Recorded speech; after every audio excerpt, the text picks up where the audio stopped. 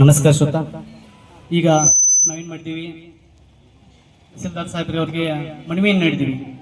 ನಾವೇನ್ ಪತ್ರಕರ್ತರು ತಂದಾಗ ಸರ್ಕಾರ ಮತ್ತು ಸಮಾಜದ ಸೇತುವೆಯಾಗಿ ಕೆಲಸಗಳನ್ನು ಮಾಡ್ತೀವಿ.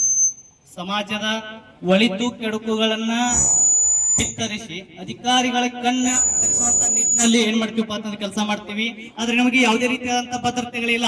ಆ ಭದ್ರತೆ ಏನಪ್ಪಾ ಅಂತಂದ್ರೆ ಏನಾಗಬೇಕಪ್ಪ ಅಂತಂದ್ರ ಈ ಹತ್ತನೇ ತಾಲೂಕಿನ ಮೂಲೆ ಮೂಲೆಯನ್ನ ಸುದ್ದಿ ಬಿತ್ತರಿಸಿದಂತ ನಾವುಗಳು ನಮ್ಮ ಪತ್ರಿಕೆ ನೂರಾರು ಮಾಧ್ಯಮ ಮಿತ್ರರಿದ್ದಾರೆ. ಆದ್ರೆ ಅವರಿಗೆ ಕ್ಷೇಮಾಭಿವೃದ್ಧಿಗೆ ಒಂದು ಏನ್ ಬೇಕಾಗಿತ್ತಪ್ಪ ಅಂತಂದ್ರ ಪತ್ರಕರ್ತರ ಭವನ ನಿರ್ಮಾಣ ಆಗ್ಬೇಕಾಗಿದೆ. ಆ ಭವನ ನಿರ್ಮಾಣದ ಕುರಿತು ಕಾರ್ಯವನ್ನು ಏನಪ್ಪಾ ಅಂತಂದ್ರ ಮಾನ್ಯ ತಹಸೀಲ್ದಾರ್ ಸಾಹೇಬ್ ಅವರಿಗೆ ನಾವು ಮನವಿ ನೀಡಿದ್ದೀವಿ. ಅವ್ರ ಅಧಿಕಾರಿಗಳು ಏನಪ್ಪಾ ಅಂತಂದ್ರ ನೀವು ಶಾಸಕರಿಗೆ ಮನವಿ ಮಾಡಿ ಅಥವಾ ಮೇಲಾಧಿಕಾರಿಗಳಿಗೆ ಮನವಿ ಮಾಡಿ ಅತ್ನಿ ಮತಕ್ಷೇತ್ರದಲ್ಲಿ ಏನಾಗಬೇಕಾಗಿತ್ತು, ನಮಗ ಪತ್ರಕರ್ತರ ಭವನ ಆಗ್ಬೇಕಾಗೈತಿ. ಈ ನಿಟ್ಟಿನಲ್ಲಿ ಕೆಲಸ ಮಾಡ್ಬೇಕಂತ ಹೇಳಿ ನಾವು ಒತ್ತಾಯ ಮಾಡ್ತೀನಿ ಸರ್. ಇಷ್ಟು ಹೇಳಿ ನಾನು ಎರಡು ಮಾತನ್ನ ಮುಗಿಸ್ತೀನಿ.